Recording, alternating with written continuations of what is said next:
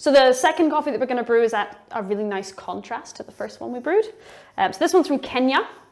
It's from an area north of Nairobi. It's from a factory or a cooperative called the Wahundura Cooperative. And they source coffee cherry from over 1,000 smallholder farmers that go into making all these different lots. So most of the coffee is grown at about 1,750 meters above sea level. It's all washed and it's SL28 varietal. So I'm expecting a pretty classic Kenyan coffee profile from this one. So when you've got two coffees side by side, it's quite nice to do exactly the same thing with them.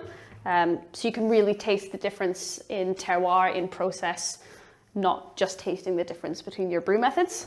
So that could be a fun thing to do for when you get both of them. Make lots of coffee, get really caffeinated. So yeah, same brew ratio, 18 grams of coffee, 300 grams of water, a little bit of a bloom, around 50 grams of water, and then the rest of it, just split that water into two. So the last coffee that I brewed was a little bit fresher than this one. So it'll be interesting to see how that affects the brew. My main tip that a lot of people don't do at home is try and use the same temperature of water every time you brew. That's a factor that most people, if they don't have a kettle like this that goes onto a base that's temperature controlled, it's kind of an afterthought.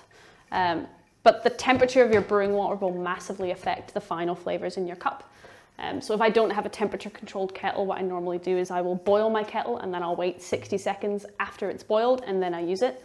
And I'll do that every time I brew, so I'm getting the same temperature every time. So that just removes that as a factor when I'm trying to figure out what I want to change about my brew recipe the next time.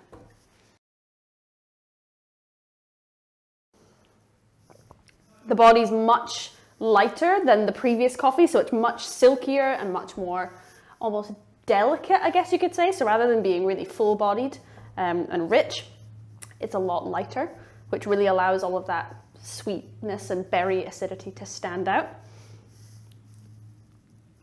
So yeah, it's a really good contrast to the Mendoza and a really beautiful example of Kenyan coffee. That's tasting really good.